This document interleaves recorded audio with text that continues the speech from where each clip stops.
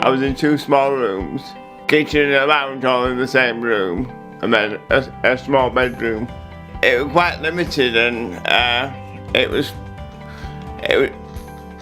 it made you feel quite fed up, apart from the days that you could go out.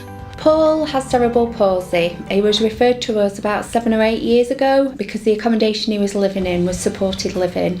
His co-tenants had various complex difficulties, which meant he wasn't compatible with them, but also the property didn't meet his physical needs in as much as it was too small for a fully wheelchair dependent person, and we were approached to provide new accommodation that met his needs. Partners Foundation found this place, made it comfortable for me. They just asked me, was I likely to stay for 5 years? And I said, oh yes, if they found the right one, then I'll probably stay there for a lot longer. We had to make sure that the property was accessible to Paul. It was important to him to be close to family members, have an outdoor space and be able to move around the property freely. Everything that I asked them to do, they're willingly to do it.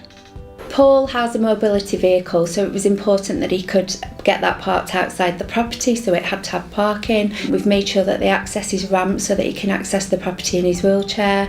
The doors have been widened. We've moved the bathroom in the property so that he's got a large wet room but also large turning spaces so he can get in and out the property with ease. And he's had his bedroom fitted with tracking and hoist to make it accessible for him to get in and out of bed in the mornings and evenings. We've also got a large garden at the property which is easily accessible for Paul, as he does like to go out in the open space and feed the birds.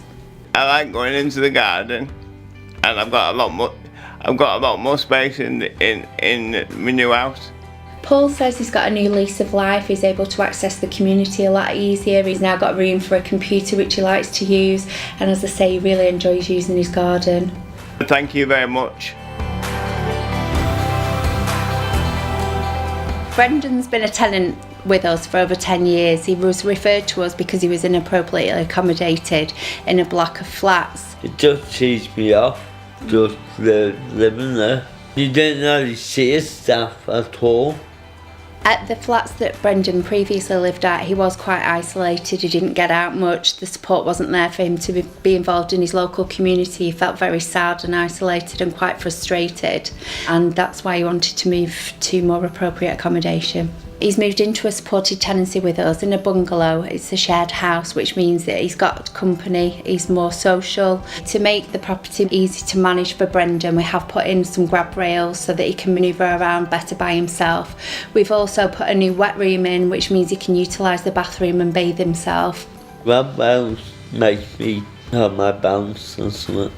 I love having my wet room. It's important for our tenants to have full access to the property so that they can utilise the whole home. It isn't a house to them, it is their home, and without the adaptations that we make to the properties, it does limit them.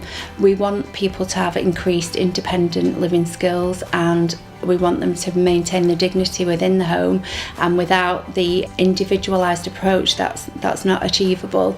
We therefore look to each individual and make the home accessible to them.